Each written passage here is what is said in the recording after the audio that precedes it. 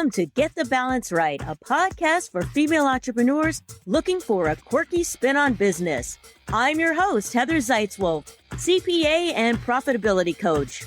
I'm a longtime vegan, Gen Xer, cat mom, drag queen enthusiast, and collector of weird dolls and lunchboxes. If you want kick-ass information that includes zany commentary and a dab of woo-woo, then you've come to the right place. I want to help you build a business based on your passion and authentic voice. Are you ready to take control of your finances so you can earn, keep, and grow the money you deserve? If you're a solo entrepreneur that isn't afraid to do things scrappy, then roll up your sleeves and let's get the balance right. Hello and welcome to Get the Balance Right podcast. I am your host, Heather Zeitzwolf. This is another episode of my Stepping Into Your Authenticity series. And part of the series, I've been going live on Instagram for 45 days in a row. That was my commitment. Right now, I'm around day 30-ish. Today's show is about going on television. Yes. Going on TV, telling your story, and building some great PR for your company, showing that you are a thought leader, gain visibility, all the things. To discuss this topic, we are joined by expert Stacia Crawford, who is not only a PR expert, she is also a journalist, so she knows both sides. Before we get into the topic, I want to be completely raw and upfront about what's going on with me and how this relates to the podcast. The other day, a podcast came out that I was interviewed on, and it was a while back. And when I listened to it, I cringed. I was like, God, I sound so nervous.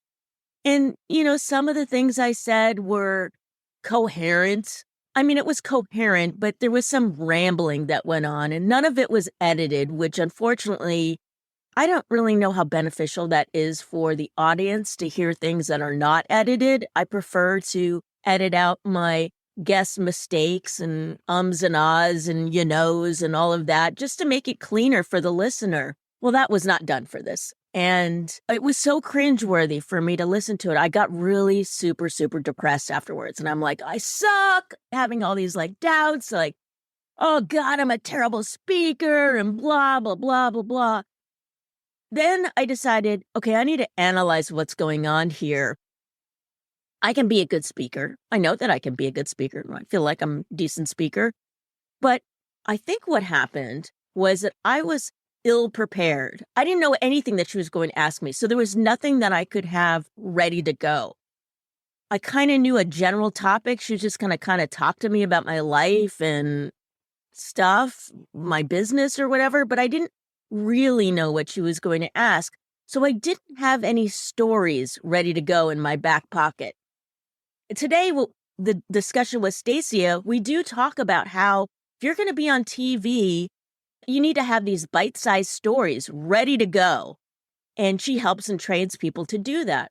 Well, I didn't have that. I mean, I had some stories that were in the back of my mind, but I had to dust them off. And by the time I'm starting to talk about them and dusting them off, I'm thinking to myself, oh God, I should have started at a different point in the story. It would have been more interesting. And all these thoughts are going through my head. Ugh.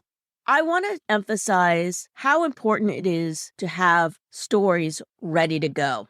I want to tell you a little story, and this might be a window into why all of this bothers me so much.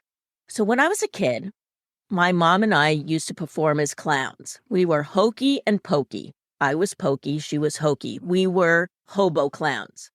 And we had an act, and I was really cute. I started this act when I was 2.5. So I was a tiny little clown. I was super adorable. But we had skits that were relied upon both of us being in the skit. Well, I used to get a lot of laughs. And that went to my head. When I was about 5 or 6 years old, I thought, I'm going to take this act solo. Well, I had never prepared anything solo. I knew that I was funny. I had a bag of props and I could pull things out of that bag and be funny. I got really cocky about the fact that I thought that I was really funny and people thought I was funny. What I had forgotten was that it was an act of two people. We needed each other to play off of each other. Now, sure, there was the audience, and I could play around with the audience with the props. But this event that I went to, it was at a county fair, and I was going to take my act solo. I hadn't rehearsed anything. I just went running out there on stage, had my bag of props, and as I was out there, I realized, wait, what am I going to do? I can't do my skits. I don't have the other person to do my skits. It's like, you need to have that give and take of the two people. We were hokey and pokey. I was just pokey. So here I am up on this stage, and I see some kids I know in the audience, and they're looking at me, and I'm starting to get panicked. I'm like, what the hell am I going to do? I came out with this grand entrance, running onto the stage. And then I get up there and I'm like, oh God. So I start digging into the bag of props. And as I'm digging into it, I'm thinking, okay, good. The big comb, the flask that looks like a clock, all the things we would use that I knew that I could get laughs out of, except for the audience was way far down and I couldn't reach them. So I couldn't play with the audience. I couldn't bring anybody up on stage. There just was no way to do that. So here I was all alone on the stage with a bag of props that I couldn't do anything with. And in a panicked moment, I did a little thing and then ran off the stage. My mom, she was in the audience and she felt so bad for me. But at the same time, she knew this was a lesson learned because I had been so darn cocky that I could do this on my own without any rehearsal, without anything ready to go. And there I was, crashing and burning on stage. I learned this lesson at a very young age, and it has haunted me for the rest of my life. Whenever I'm in a situation where I feel ill-prepared, I start to get nervous. I feel like that little kid on the stage with a bag of props and had no idea what I was going to do next. And it really makes me super nervous. And knowing this, I should have stories ready to go, ready to pull out of my back pocket. And, when you're on a podcast and someone asks you a question, sure, you may not have a story for that, but at least you can web something together based on a story. So that way you can actually make it interesting rather than a bunch of rambling. And when I get nervous, I ramble, and then my stories kind of go in this weird circular figure eight kind of motion, and then they finally kind of come back. But then I decide I need to keep talking because I'm nervous, and I just add some other stuff that had nothing to do with the original question and just thought maybe the audience wanted to know. Oh my God, so embarrassing. I want you to learn from my lesson. If you are going to do public speaking, have some key stories ready to go. They don't have to be long, drawn-out stories. They could be little tidbits of information, but at least weave them in a coherent way that people can actually enjoy listening to them. It's not just the rambling, like, oh my God, so embarrassing. Some of the stuff I said in that interview, I was just, oh God, I was just like, oh, please stop, Heather. I worked myself into a corner and then I'm like clawing to get out of that corner with that bag of props. Oh, terrible, terrible, terrible. Now, I don't mean to be hard on myself and be negative. I want to be realistic and just be like, hey, I know that I could do better. And so I just have to be prepared and ready to go. And I'll tell you though, doing these Instagram lives has really helped me feel like I could do more improv, more off the cuff type things. And, it doesn't have to be perfect. I'm not saying that things have to be perfect, but I do think that it helps to be slightly prepared, especially when it's going to be on a podcast that's going to be going out into the world for God knows how long. And, when you're on someone else's podcast, you can't rely on if they're going to edit you or not. It's out of your control. I think at the time when I did the interview, I felt like it was kind of sucky. And I was actually a little surprised when I saw that it was released. We all have our bad days. And that, my friend, was one of my bad days. I'm not even going to tell you which podcast it was because I'm so embarrassed about it. Okay, so hopefully you are learning from my lesson. So on today's podcast, we are going to learn about why it's so important to have stories ready to go when you make TV appearances. I had this great conversation with Stacia Crawford. She's an expert in TV and journalism, and we're going to go over some of the misconceptions that people have about being on TV and also how it is one of the easiest and fastest ways to get exposure for your business. And it's not that difficult to get on television. You just have to kind of learn the tricks of the trade to get on TV. And what's really cool about being on television is that it gives you instant credibility. And this credibility you can use over and over again. You can put logos of the stations that you've been on your website, on your one sheet, blog post, the content that was shown on television. You can cut it up. You can use it in a sizzle reel, put it on YouTube, use it to apply for other speaking engagements. There's so many things that you can use with that content. So one appearance on television can be used over and over again. Now, you might be thinking, okay, who watches TV anyways? Well, that one TV appearance, it doesn't even matter that people didn't see it when it first aired because it actually is airing constantly 24 hours a day on the internet. All right, are you ready to learn how you too can go on TV and get instant credibility? If you've ever dreamed of being on TV, this show is going to tell you how to do it and why you should.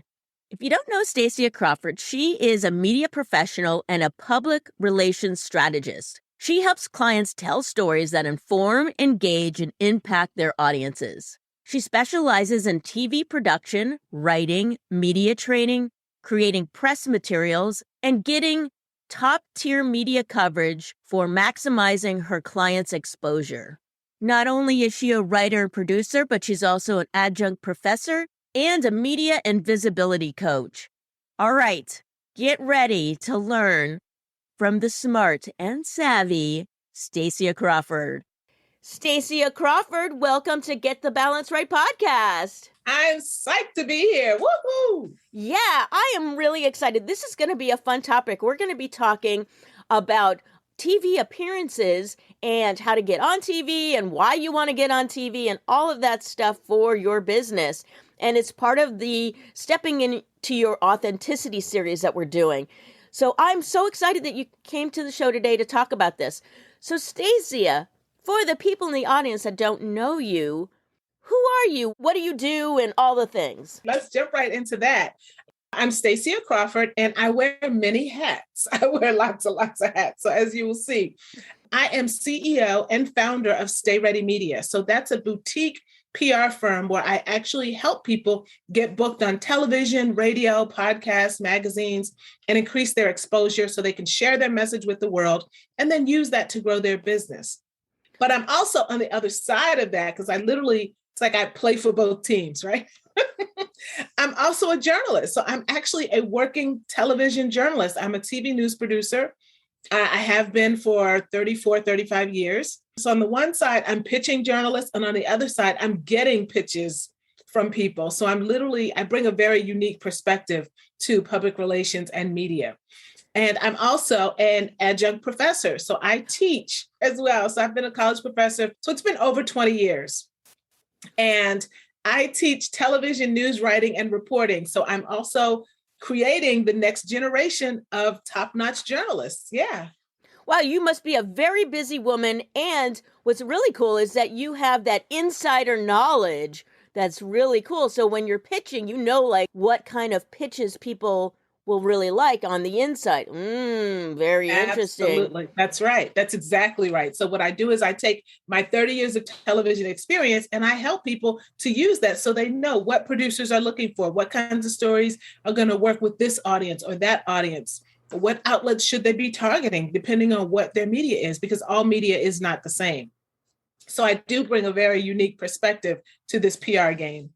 Now, PR, a lot of people, I think, have misunderstandings about what PR is, and it's kind of a word that's used interchangeably sometimes with marketing, or people think like PR is just the people who come in there and clean up a mess, like if the president says Right. something terrible, or it's like, oh, get the PR people.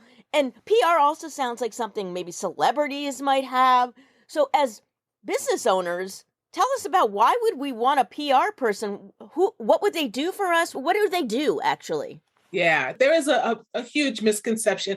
PR really covers a lot of things. Some people do think that PR and marketing and sales are all the same. They are not. They're very different, but they work together.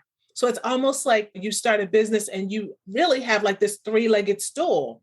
And the stool can't stand without all three legs. So really, you need PR, you need marketing, and you also need sales. And that's what's going to keep your business afloat. So the PR arm of that is public relations. And it's just what it says, the keywords, public and relations. So when you think in terms of public, you think in terms of everyone that has any type of contact or interaction with your business. So your public is going to be obviously your customers. They're going to be your colleagues. And believe it or not, they're also even going to be your competitors. So people don't really think about that. Your competitors are absolutely a part of your public.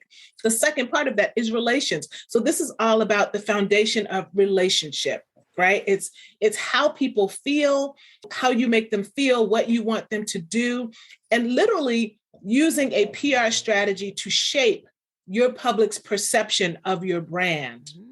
And that can be done through a variety of things, such as events. That's definitely a part of PR, doing events. But a big part of that is actually your visibility in the media. And that is really what I focus on in my business, helping people to locate and secure ideal media opportunities that are going to put their business in the best light in front of their public. Okay, so it's not just for celebrities. Us entrepreneurs need this too, for our stool to stand up. Otherwise, it's going to be wobbly. Okay. Right. I like that analogy of the stool, because that's like, we can all picture that. We're talking about TV today. I've been doing this thing where I've been going live on Instagram. It's part of the stepping into my authenticity. I'm going live for 45 days in a row. And that idea of going live on Instagram was like, oh my God, it's live. So before you can even get your clients to even think about going on TV, do they have to get comfortable with the idea of this camera in their face with a red blinky light and all of that? Yes and no. Getting comfortable with that. I mean, obviously, now that we have social media, I mean, I've been in television long before social media came around. And so social media has actually made my job a little bit easier, because people do have those opportunities to get visibility elsewhere before they get to television. But that's not always the case. It's not something that I would say it's a prerequisite. Definitely, you want to be prepared. And there are ways that I prepare my clients. But for example, I had a client who did 2 television interviews last week. She'd never been on television before. She doesn't go live on social media. So she was partly terrified about it. She wanted to do it, but she was really terrified. But I take them through a 5-step strategy that I have that actually gets you comfortable in front of the media. And it's all about the preparation. Okay, that makes sense. I mean, just like if you're going to go on a job interview, you don't know exactly what they're going to ask you, but you get prepared. You have your stories and examples ready. Okay. Television is still a very powerful medium. Years ago, I remember this person, it was for the WB. So I don't even know if that's even around anymore, but they were like on the street and they walked up to me and asked me some questions, and I was like, Portland, blah, blah, blah. I said a few things. It was just for one of their little ads on TV. Well, that ran for, I don't know how long, but people would stop me all the time saying, I saw you on the news. It's like, that is not the news. But people like remember that. And that was just a short little 30-second thing. So in that, I got a lot of attention. So when we talk about doing television, are we talking about, like, if we want to be on the Ellen show or something like that, that's like higher stakes. But are we talking about morning television? Like, what are we talking about when we talk about television? We're talking about all of that. Absolutely. You're talking about the type of visibility that you got from that little blurb, right? So imagine if you were on morning television and say you had 5 minutes. 5 minutes. So, I mean, you think that blurb was memorable. People are really going to remember you when you've not only had the exposure from that appearance, but you've also delivered a powerful interview. So half the battle is getting there, but the most important part is making sure that you leave a message that resonates with that audience. And then that's how you're able to take that and translate that interview into incoming sales, clients, corporate partnerships, book deals, all kinds of stuff. And I had worked with a coach before that said that she did a lot of morning television. And she said they're always desperate for stuff. They need to fill that time. So if you wanted to pitch morning television, she was suggesting there's always a holiday that comes up, like it's pizza day or whatever it is, anything that you can pitch around something, they want to be able to fill it. So if you want to pitch morning TV, is that a good method? And how far in advance should you pitch them on an idea? It's actually a great method. It's part of a strategy that I do teach because, people do understand television is like the king of visibility, right? So when you think in terms of all these holidays, there's a day for literally everything. Like you said, pizza day. Yesterday was National Love Your Pet Day. Think in terms of holidays, notable occasions, seasons, all that kind of stuff. And because television stations now are having more opportunities for shows, they're coming up with new shows all the time. They need to have content for that. So I always say, why can't that content be you? If you're providing content that's going to be really resonating and ideal for that audience, you want to leave them with something. Why not? Absolutely pitch television. And so I always tell people too, when you're pitching television, it's not about you. That's the biggest mistake that people think. They think, I get pitches all the time where people will write and they'll say, oh, I have this new thing, a new program, a new store, a new book, whatever. And I want to come on TV on your show and pitch my book. And no, giant red flag. And immediately you're getting a big no. You always want to keep that audience in mind. One of the things that I do is I also teach people to use a media calendar because as a working journalist, I know what stories we're working on. And we have whole departments that are working on things a month from now, 2 months from now. And so if you are looking to get a spot, you need to know what they're going to be looking for and when, because timing is going to be very important. Like we just came out of the holidays and Black History Month. We had people who were pitching Black History Month stories in the third week of February. Oh, it's like, no, we've already got our Black History Month stuff set up. We were booking those things 2 months ago. And every show is going to be different. So it's up to you to do that research and find out how far in advance do they need to book. Typically for local television, you're going to be looking at an average of 2 to 3 weeks for the most part.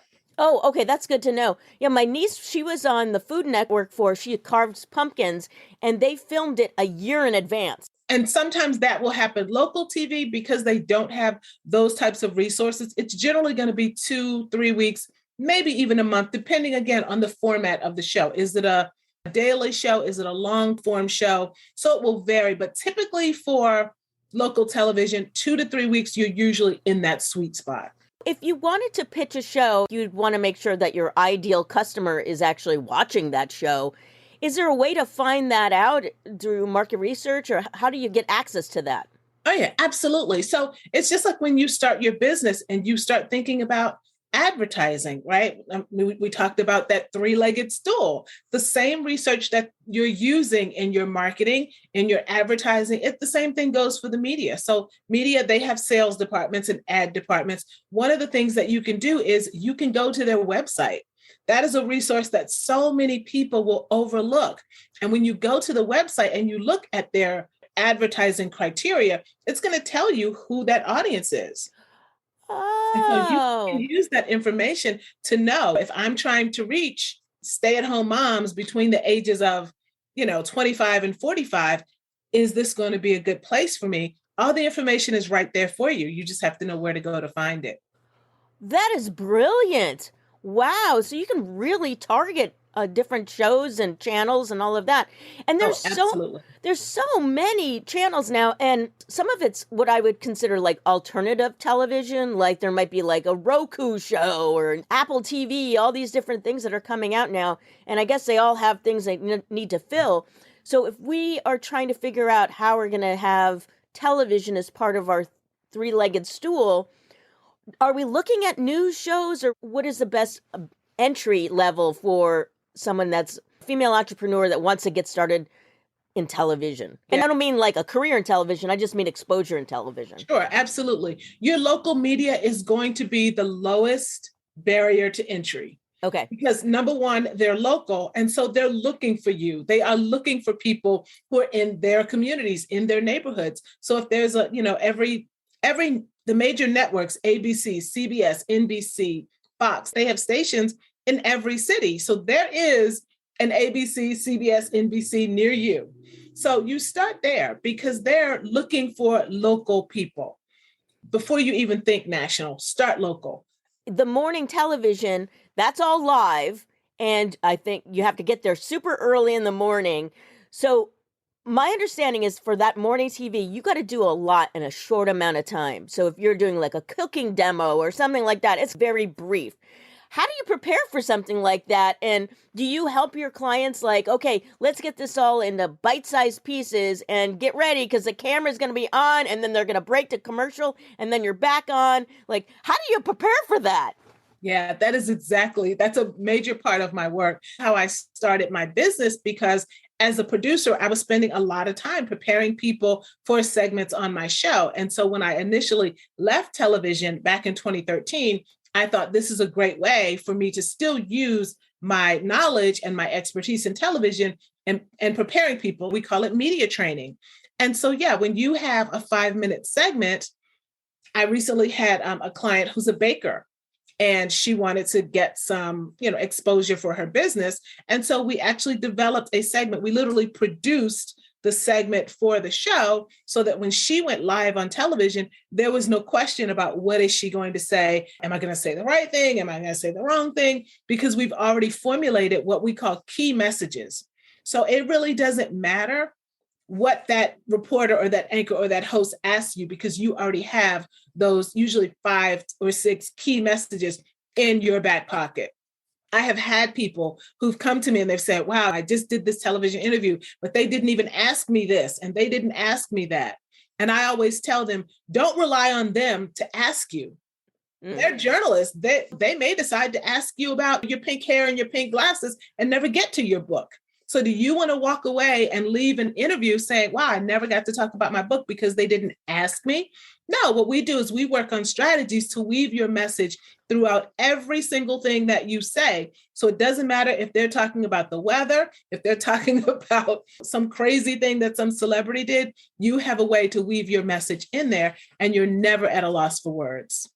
To get this TV appearance, I would imagine that when you pitch, you have to pitch something that their audience is going to like. It's like you said, it's not about yourself, it's about the audience. How does one go about pitching television? Do they need a PR person? Can they do it themselves? How do you do that? You can absolutely do it yourself. I typically will say there are two of our greatest resources that we have. There's time and there's money. And usually you have one or the other. Rarely do we have both, right? So if you are a small business owner, it's most likely that you have more time than you have money to devote to something like PR. Traditionally, hiring a PR firm could cost you anywhere from, on the super low end, might be about $4,000 to $5,000 a month. Oh, yeah. Absolutely. People are shocked when they find out how much it costs because there's a lot that goes into it. Yeah. But also on the high end, there are people who may be paying $20,000 a month. So if you don't have $5,000 a month to devote to PR, you absolutely can do it yourself. You just need to be able to have the time and the strategy. And that's where I come in. I teach you the strategy so that it actually saves you time of you trying to figure it out on your own. And a key part of that also by hiring a firm is you also get their relationships. As a PR professional, and wearing both hats as a news producer, I have relationships with journalists all over the country in small stations, large markets. And so I'm able to use my relationships to pitch my clients. But I teach strategies that can teach you how to do the exact same thing for yourself. And it just becomes a part of your overall strategy.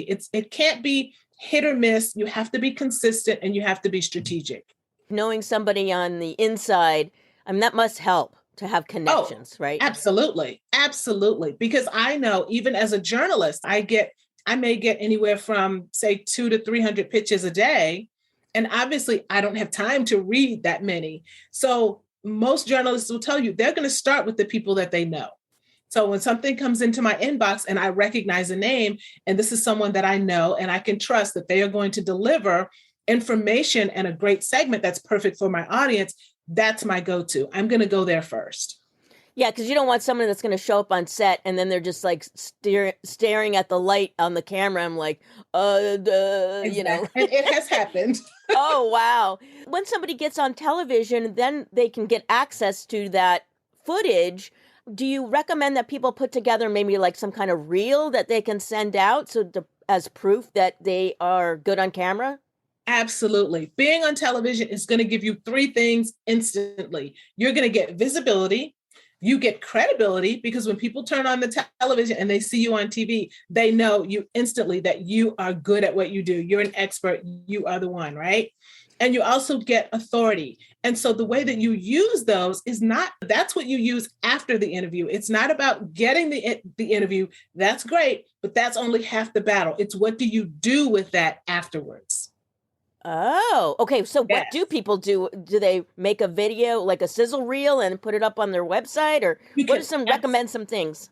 That's definitely one good way to use it because you want to make sure that media begets more media. It's usually that first one. Once you get that first one, other media opportunities come your way too, because now journalists know, well, she's been vetted because I saw her on CBS. And so now the NBC producer's like, oh, yeah, she's good to go because I saw her on ABC. So that's kind of how that goes. But you can take that information, you can take those clips and segments, and you can repurpose it. So yes, it can go on your website. Absolutely.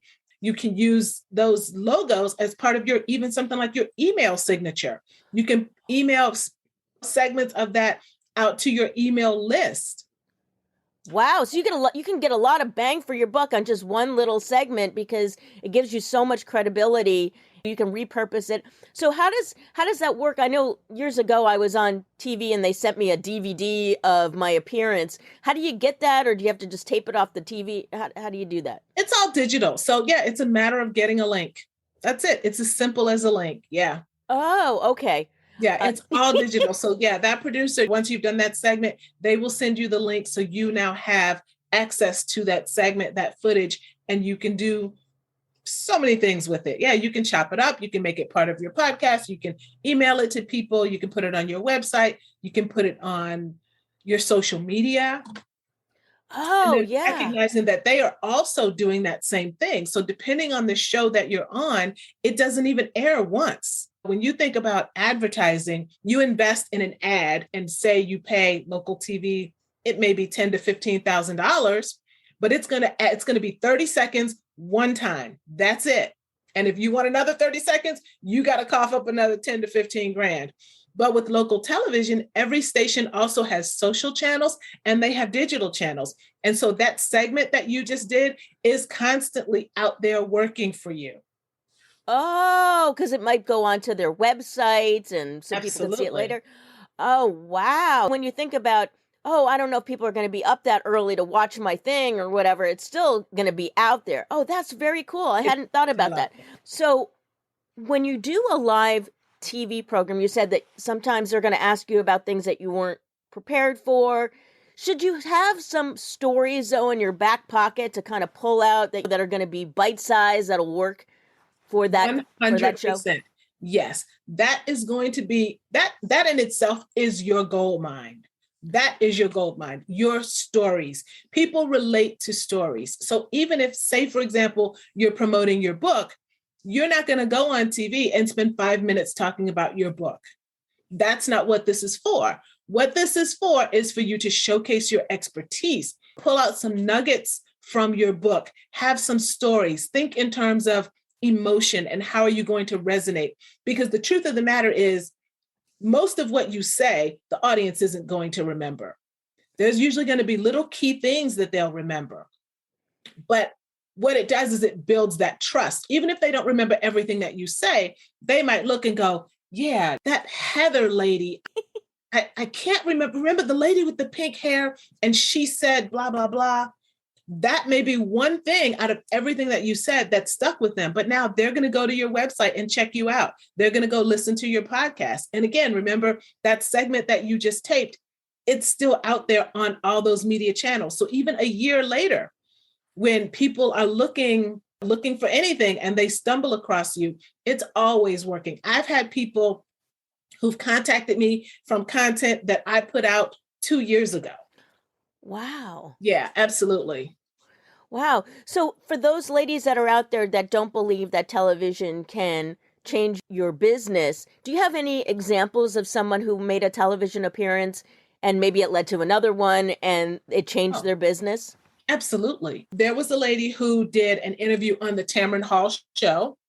Now, she was not a newbie. She's been doing television for maybe about a year or so, still fairly new to it. But she was able to do one appearance that might have been 3 to 5 minutes long, and she was able to get two $30,000 clients from it the same week. So wow, literally $60,000 from one interview. I had another client who did a local television news show. Her first time, she was able to get the attention of a Netflix executive. And so now they're in talks to develop a show around a concept that she did in a children's cartoon series that she and her husband just developed in their home. Another client that I had who did a local television interview in a newspaper, and then we took it to the local television station. She did a local talk show. She ended up going to a national talk show. She ended up with a feature, a full-page feature in O Magazine. And we all know about the Oprah effect, right? It's like Oprah just mentions your name. So now they're literally this month, they've been filming a documentary and she's featured in this documentary. So television still rules. Wow. We talked about morning television. That is an easier way of getting onto television just because they're constantly needing content and they do local things. But what are some other areas that we should be even thinking about when we're thinking about pitching television? Well, when you think in terms of television, yeah, local news is usually going to be the way to go. But then also stations also have a lot of public affairs programming. And this is programming that they're required to do. It's their give back. And so those are usually opportunities. Again, they're looking for people who are local. Why not start there? And then even when you're looking in terms of things like cable television, there is a cable television station for just about everything. If you like to cook, if you like to do DIY home repair, there are shows out there for all of that stuff. Now, that is a longer course between pitching and getting on. Local, usually it's very fast. Usually they'll pick you up, they'll say yes, and you're typically going to be on the air within a week or two. But like you were mentioned on the cooking channel, it takes a little bit longer to get there, but it is well worth it. Okay. And this is going to be maybe a strange question, but what about cable access? I know I live in Portland, Oregon. We still have cable access, probably do. Would you ever recommend somebody start their own cable access show? Sure, absolutely. I think that cable access is still a very viable medium. Absolutely use it. And again, learning how to leverage it. So it's not just about doing the segment, having the show, getting the information out there, but it's really learning how to leverage it. Okay. And do you think that, I know we talked about having your information in bite size. How does one start to whittle that down and get prepared for that? I know that you can help people do that, but do you have any tips on how to whittle down your message so that you have these nice bite-sized chunks? Yeah, I do. One of the things that I tell people, people will say that if you talk to yourself, you're crazy. But I say, absolutely not. The easiest thing is talk to yourself. Literally out loud, do it in front of a mirror. I love to cook. And so a lot of times when I'm in the kitchen cooking, I'm literally talking out loud my key messages. What is this interview going to look like? Start with an outline. Say you have 3 minutes. Ask yourself, if that audience doesn't get anything, what is the one message that I want to make sure that they get from this interview? And so you start there and then you build your messages and your stories around that. And then practice it. Practice saying it. Practice it with your kids, your husband, your wife, your neighbors, wherever you are. When you're relaxing in the tub, practice it. Because what you want to do is you never want to have to really think about it. Because again, that clock is always ticking once the interview starts. So you want to make sure that you are able to take advantage of every single second. So think in terms of if you're in a deep sleep and someone were to wake you up in the deep sleep and ask you a question about your business, can you give them something that's going to make them really resonate with you and go to your website and want to check you out and want to work with you? Wow, that's really great. So we really want to think about the end message. A lot of people think of PR as an afterthought in their business, but I really think that it needs to be very important, because you can have the best business in the world, but if no one knows about it, then it's not going to last. So really make sure that you're putting PR, putting your public relations, that is important. When you think public relations, how do you want people to feel when they come in contact with your brand?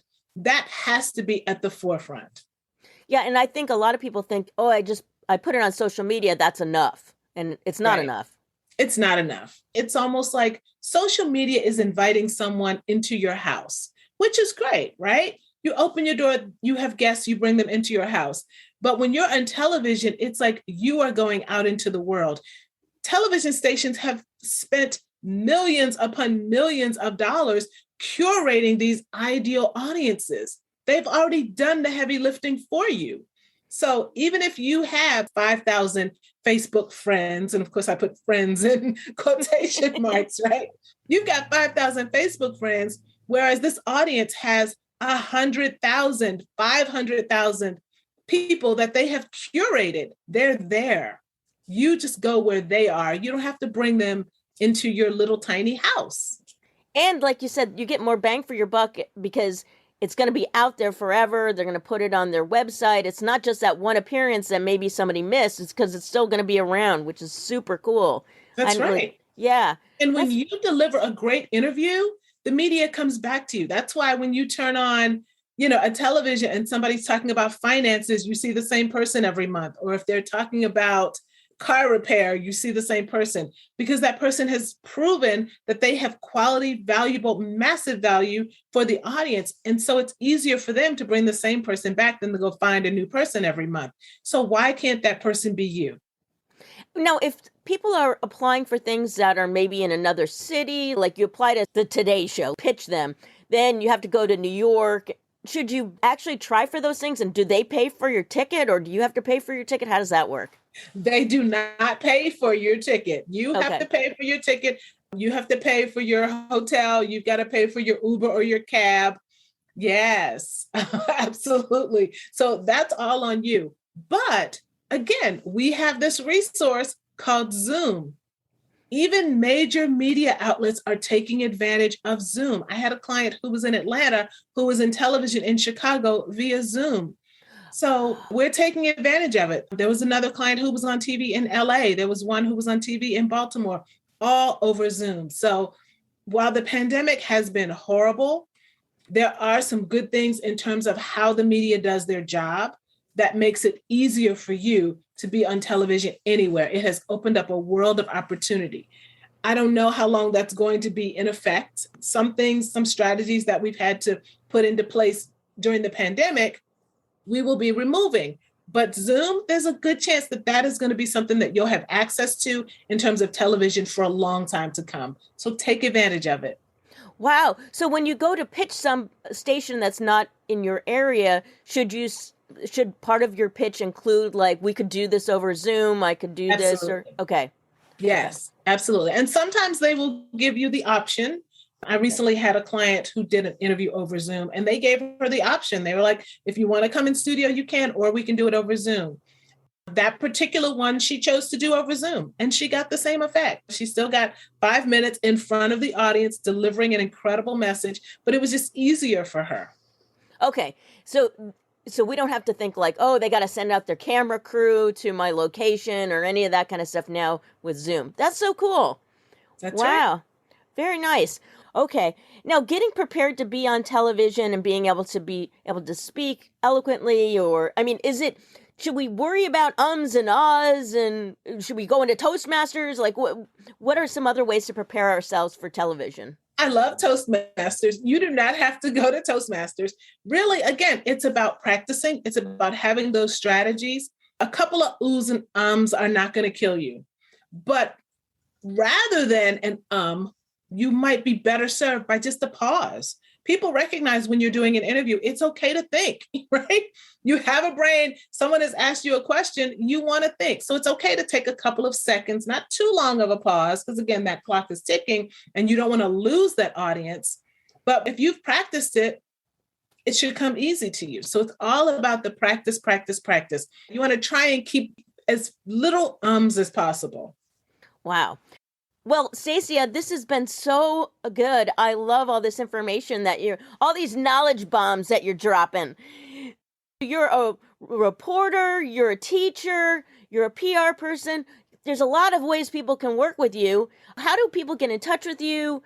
And if they're interested in PR, I know you mentioned like $5,000, but it sounds like you've got some programs that are more affordable that people could actually get started. Can you explain all that? I absolutely do. So the best way to get in touch with me is on my Facebook page. Facebook is my biggest playground. So that is where, yes, on my personal page, I do a lot of strategies. I do teaching, I do trainings, and I also do a monthly masterclass. So typically it's usually the second Tuesday of the month. Sometimes I'll do it on a Wednesday, but usually the second Tuesday of the month, where I go in depth into 90-minute trainings where I teach people the same strategies that I teach in my high-level programs, which cost thousands. But you can take advantage of them in the free masterclass, which I do every month. So that is really the best place to start. So if you just find me on Facebook, that's going to serve you very well. Awesome. Okay, so we'll have the links in the show notes. So that is really great. You have that masterclass. Wow. Everyone, you need to check that out. Very cool. Well, Stacia, thank you so much for coming on the show today. This has been so wonderful. I've had a blast. I hope we can do it again. This is so much fun. I could talk about this stuff all day. Well, thank you so much, Stacia.